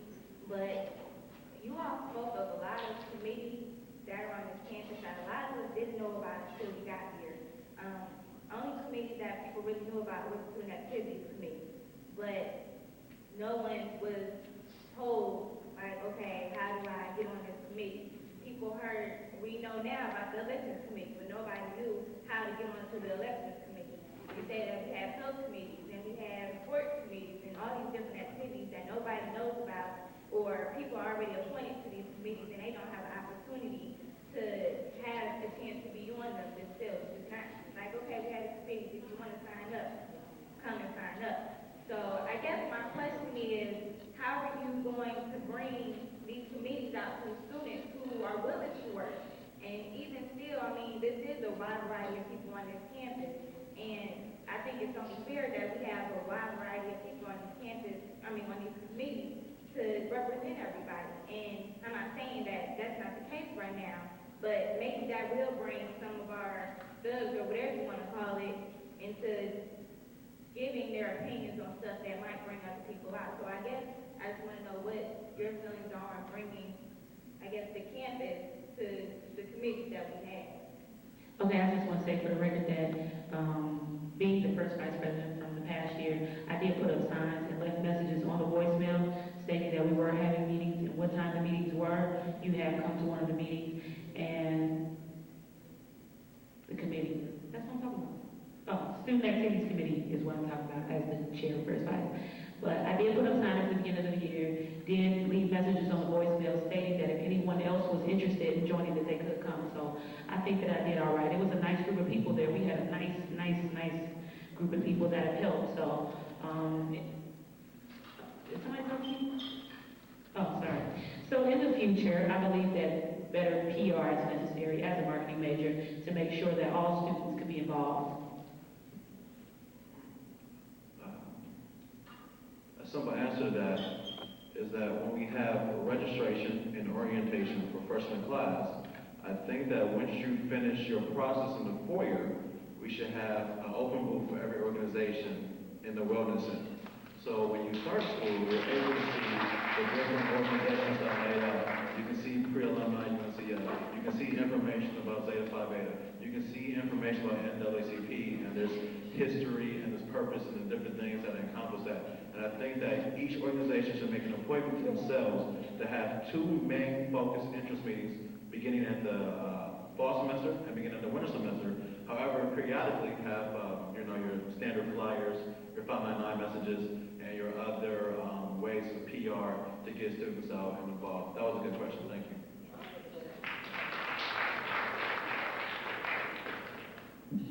I think a simple answer to that question would be better PR, like they said, more 599 messages, more flyers, and then at the beginning of the semester have SGA make these things more evident to the whole student body, not just the freshmen. So if we can have announcements at the end of convocations, at the end of mass student body meetings, to make these things more in the forefront of what SGA is trying to do, I think it would be better for the students, so they can be more knowledgeable about what's going on.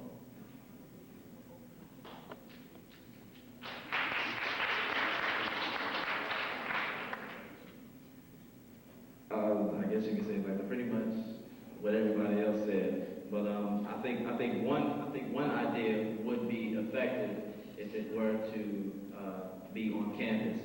Is that I believe that students are aware of the flyers that take place. Of course, we recognize them on the walls, we recognize them on the windows, we recognize them in the dorms, et cetera, et cetera. But I also think that there should be a board of where the flyers will be posted. Specifically, like a big board, whether we have it in the Union, we have it in Henderson Hall. We have it in the Henderson Hall, Wright Hall, Valentine Hall, the girls' dorm, things of that nature, where the people be able to see visually, like, this is what is going to be going on campus, so you need to come out. And more aggressive with the announcements. It seems like some people who might do announcements, not to down anybody, but it seems like some announcements seem kind of hesitant. So I think that we should be more aggressive with our announcements when going to the people and telling them about the events that's going to be taking place and the committees that you could be a part of.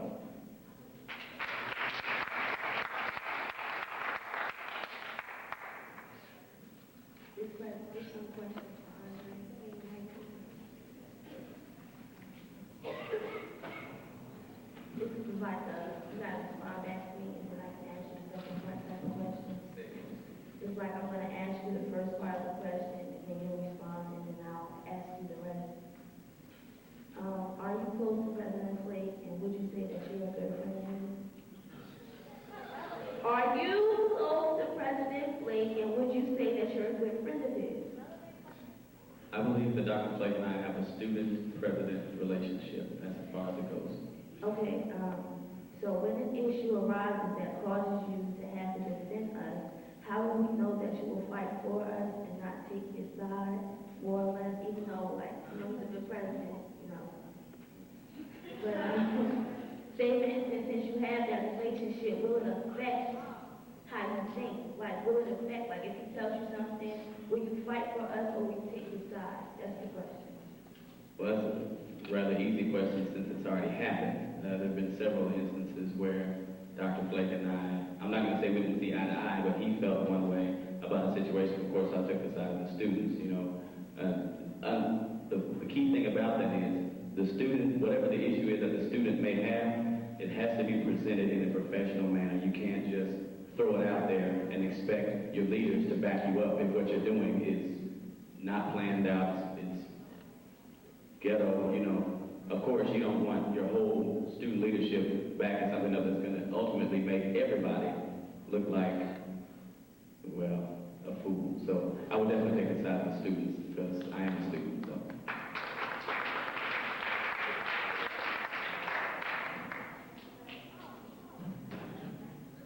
Good evening, everyone. Again, my question is to the candidate for Board of Trustees. My question is, personally, I met Bishop Vashti McKenzie years ago when she was running for the office of bishop for the AV Church. Now, the first African American female bishop in the AV Church, and that's something that I think is really great, and I admire her.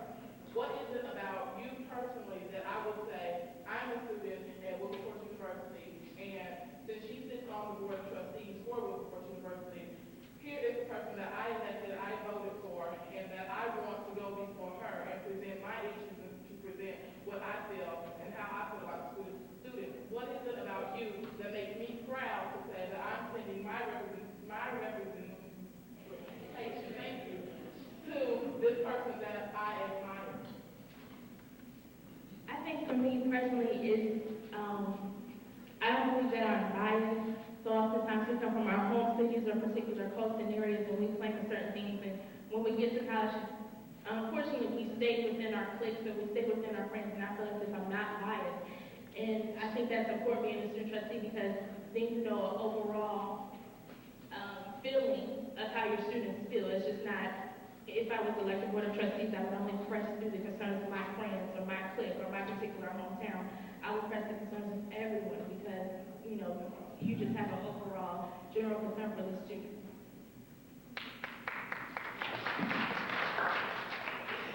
To answer your question, I think it would be to look at my character.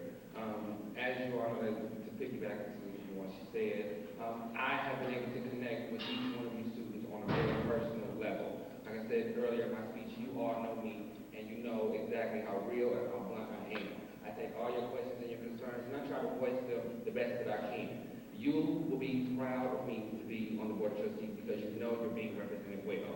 I think that's exactly what it is. No bias, the question was posed earlier. If you knew someone in a higher echelon or position, would you be biased to them because your job's going to stay going on? The business is about the business of these students. I'm a student as well. Just because I'm a board member does not mean anything. I'm a student, I still come here, I still pay to learn. And I will hope that we have someone on board, no matter who you all choose. And I do not want you to choose just because you can. Thank you.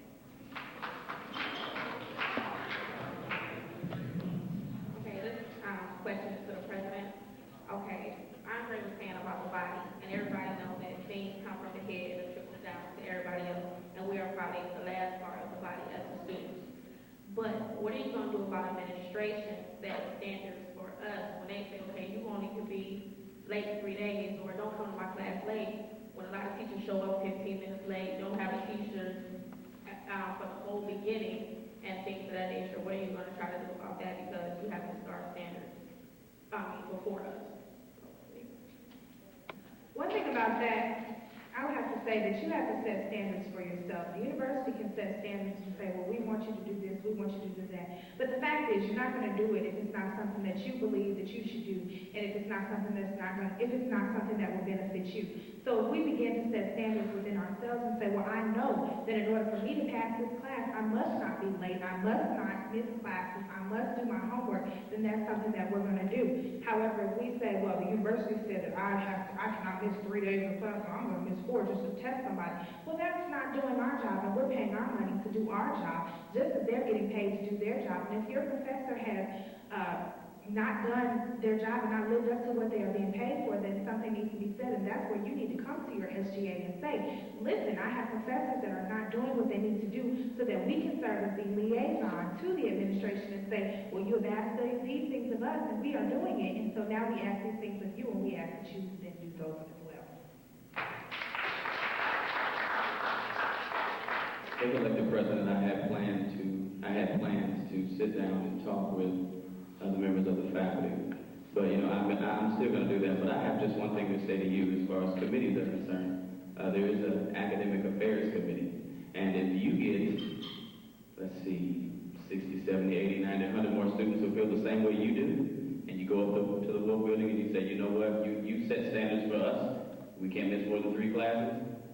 If you have enough of you go up there and who are not apathetic and go up the hill and say, you know what, I care about my education, I care about this, I care about that, voice your opinion, I guarantee the teachers will start coming to class on time. Just take students.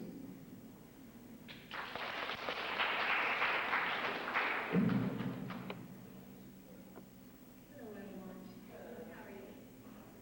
Question goes to Mr. Wilson and Ms. Tyson. Since the presidential elections are coming up shortly, I wanted to know what would you do if elected?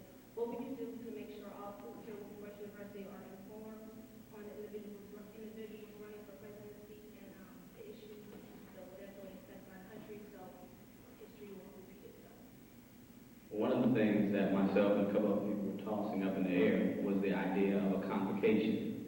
And in this mandatory convocation, there would be the Republican side, Republican candidate, as well as the Democratic candidate. You would know who they are. Number one, you would get an idea of what a Republican does, and what a Democrat stands for, what a Republican stands for. And also, you would be able to see what each person's platform is, what they plan to do if they're elected into office. I think that's one thing that's lacking around. We really just don't care. The rock the vote, that kind of showed that with some of the students, they just, once again, apathetic. I don't care if we get a speedway or not. But with regard to your question, definitely have a convocation. Make the students aware of who's running. Make the students aware of what their platforms are. Just let them know. Once they have the knowledge, then they can take it from there.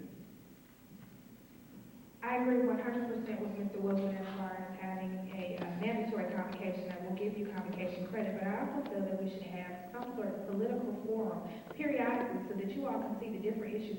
Because yes, we talk about president, yes, we know what happened in Florida and things of that sort, but there are also other offices that are being run for in different states and things like like that. And some people are just not knowledgeable about the things that are going on.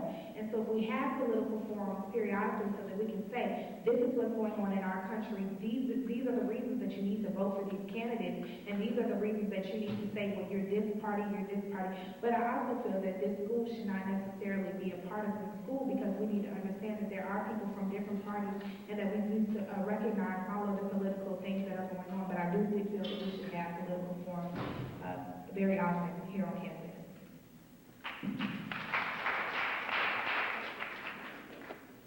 Hello, everyone.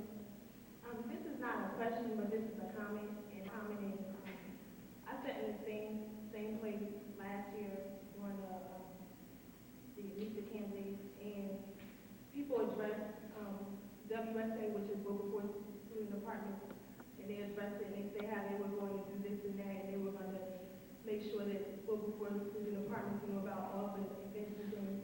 And I just ask that as prospective people that will fill these positions, that you will always remember WSA. We are a part of Wilberforce University, and do want to be a part of what's going on campus. Thank you.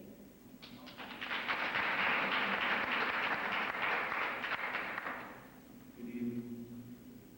Just like she said, I'm off campus. I just came here because of the computer lab. I didn't know nothing about these candidates, anything like that. So not WSA or married students, whatnot, but off-campus people as well. And we need to be informed too. And I look at flyers all the time. I mean, maybe I seen the pictures, flyers like vote for me, but I didn't know anything about me, candidates. I came here from humble. That's another thing. But my whole thing for next year, sometimes I go like to different schools, or say like for a party or something, for instance, then like their school brings like a band down of people, you'll say, to attend that function or something like that. So like it's like, wow. I was in Indiana. I moved to Indiana one time. I forgot it was like some kind of party. I don't know what party it was, but like DePaul University, all the other schools came down. Like they had bands. Like they rolled in. I'm like, man. But like, I was like to be able to say Wilberforce's name, but I like that more. We have bands, but our name one too. So I can look like for more trips. I mean, things like that next year. That's all. Thank you. I know you're tired of seeing me. This is my last question. It will be addressed to Erica and Greg. The current board of trustees has not kept the student body informed. Will you keep us informed even if there's not a student mass body meeting or town meeting? Can you repeat it? I'm sorry, I didn't hear the end of it. No problem. The current board of trustees has not kept the student body informed. Will you keep us informed even if there is not a student mass body meeting or town meeting? Yes, I will keep the students informed. During my campaigning, I specifically passed out flyers for students to fill out to see how they felt about particular areas and interests of the university. And if I were elected as a student trustee, not only would I find your concerns and find out your concerns during mass student body meetings or town meetings, but I would go to the dorm. I would continue to do surveys, anything, even everyday conversation, contact with students. Did that work out for you? Didn't? Or how do you feel about certain things? So I would keep students informed. Okay. I know this is, you want to talk? This is usually informal, but I'm going to answer a question by asking a question. Did you hear about the Student Choice Awards? Yes. Did you attend the Rock the Vote competition? Yes, I did. I was in it. Did you attend this meeting today? Yes. Okay, see, these are things that my voice has been behind. I have been a voluntary liaison of information to the students already. I've had no official board of trustee behind my name. Just the co-chairman of SAC, you know what I'm saying, which really doesn't carry a lot of weight because that was a self-given title from all of us. But you are here for me, and the information is out there. Anything that needs to be said or done will be given to every student. Right now, as Milo said, just to piggyback on that, just to answer that question, we need to have an off-campus where we have you all addresses. So if there is something, because we usually do know a lot of times in advance, there can be something sent to you. We don't even have like an WSA listing of their phone numbers. We need that too, just in case. You know what I'm saying? We have your apartment numbers, but there's sometimes maybe a student that needs to contact you for a study group or whatever. They sometimes get the runaround because they do not know where you all are located. The updated. That's another thing, like I said, off campus. We need things where we can get in contact with our students.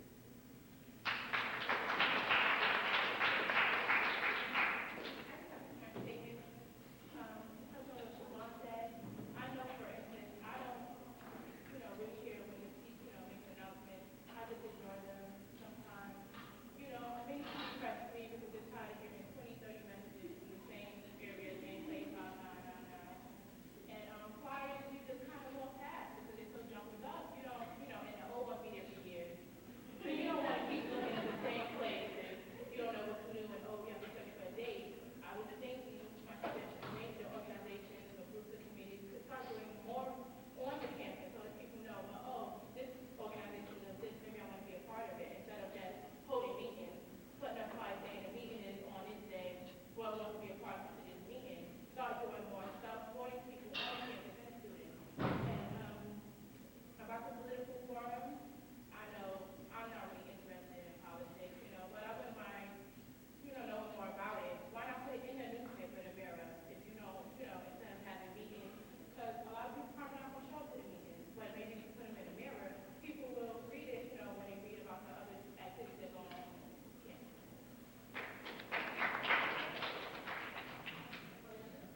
My question is to the ones running for president.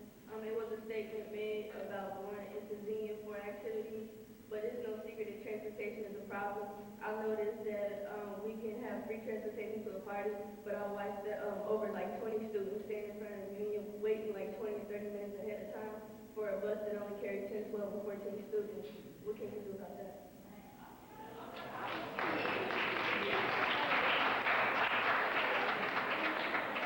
I believe the solution to that is a simple one as well. Because there's a couple times where, with the new activity, the process now requires you to put your stuff in 2 weeks in advance. And if you have your stuff 2 weeks in advance and you're anticipating a lot of people, then you can request to have the charter bus versus one of the vans. One of the main problems is they wait until almost the last minute to ask for transportation. And once you ask that, there's a lot of things that go along with that. It's easy to get somebody to drive one of the vans to Xenia or, to the skating rink, but it's a lot harder to get a bus driver to drive one of the charter buses who has to have a CDL and all the other paperwork that goes along with it.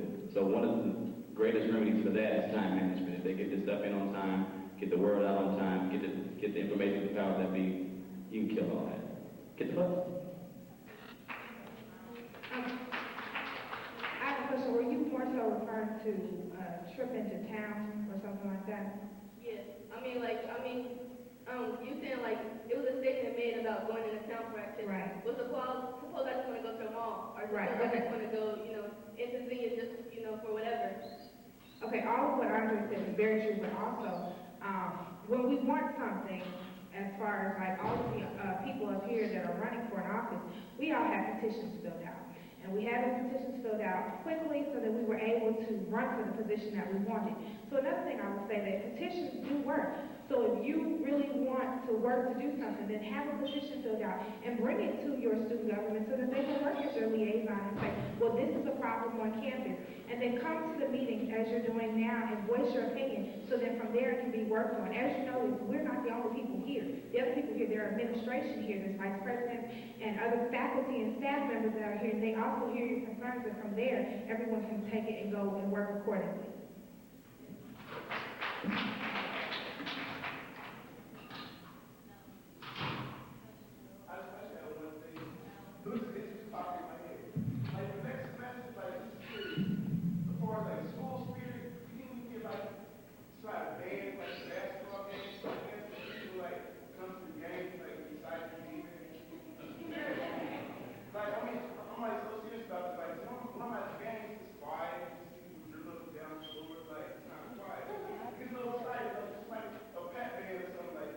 A band is a very nice thing that's added into an institution, but also one thing as we're moving along and progressing as an institution, I know you guys have noticed the spirit squad that runs around and tries with the crowd, hike and things like that. So if we just help to build and continue on things like that's an excellent thing that we have. Those people as the cheerleaders and everything, those people that we need to help build on first. So let's build on what we have at home, and then from there we can work to say, okay, well this is what else we need. So let's support those things that we do have here right now.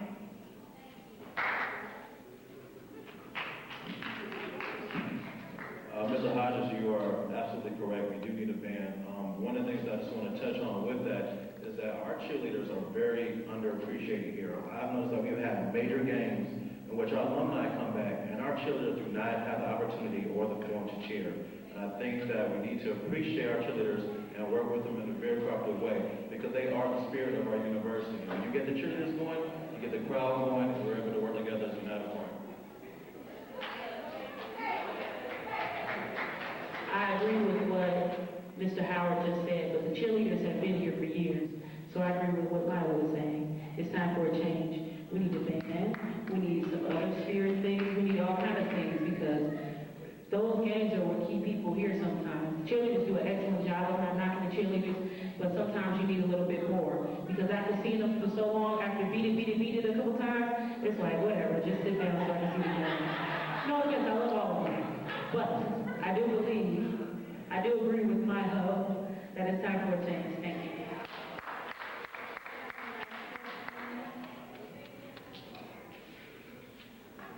This question goes to the second candidate for second vice president. What do you feel is your strong point or your advantage that you have over your opponent that will make everybody in here go out and vote for you?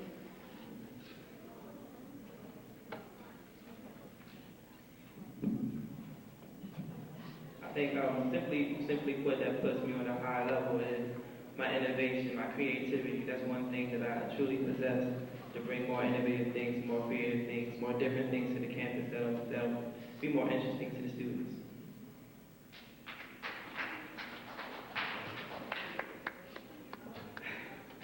This is really hard to answer. Creativity, imagination, and all that stuff is good, but if no action has been taking place, then what can you present to the campus? I guess you could say what gives me a sense over my opponent is that I was the co-producer for the Hip Hop Explosion, and I don't think I didn't get in depth into it, so let me try to be brief with it.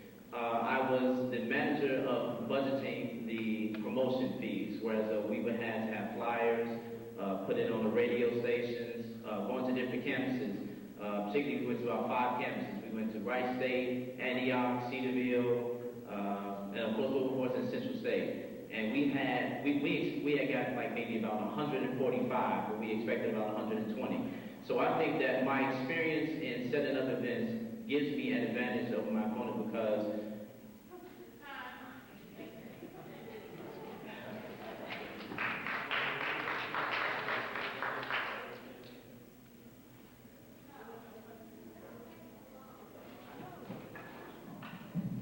Right now, since there are no other questions, we'd like to have a 30-second closing statement, closing argument, closing thank you from our candidates.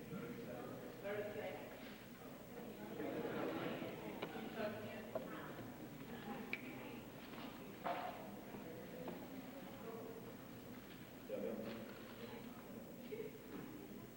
leadership is action. Leadership is action, but it's not a position.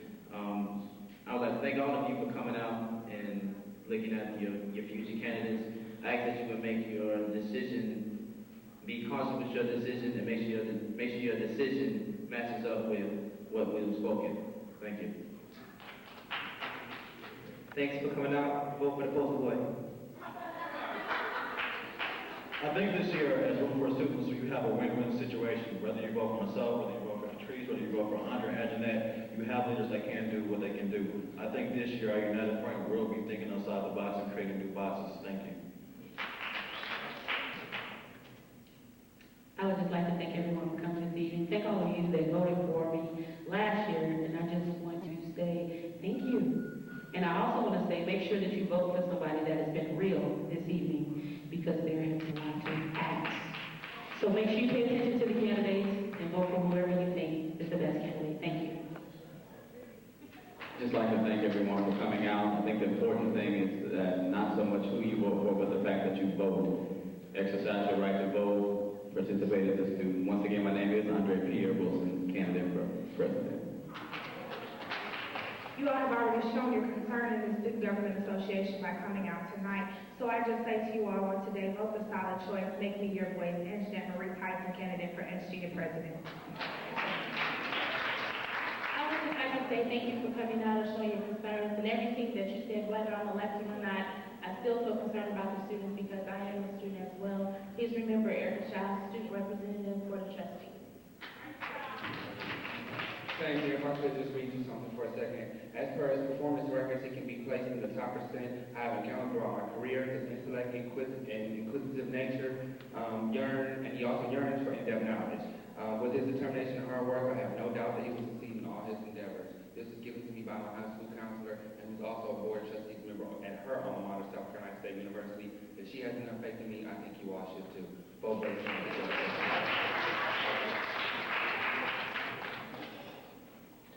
I would like to thank everyone for coming out and supporting us. Very honored to be sit up here as on the board, running for trustee, treasurer.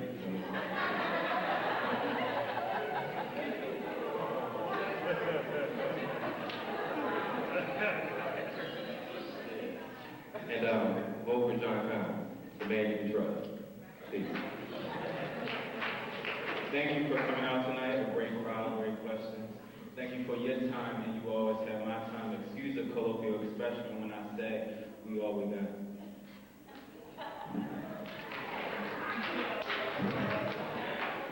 No more to be said, so thank you for coming. Good night. Before you leave, elections will take place on April 20th. That's next Tuesday. Thank you to the election committee, all the nominated candidates. Wait a minute, before you all leave, there's a couple announcements. We will be voting electronically this year. We will be voting electronically. Wow! There are no check ballots in the union anymore. The location is still yet to be discussed, but just keep in mind we will be voting electronically. And Student Choice Awards Monday night, April 19th, 7 o'clock. Any other announcements? Thank you all.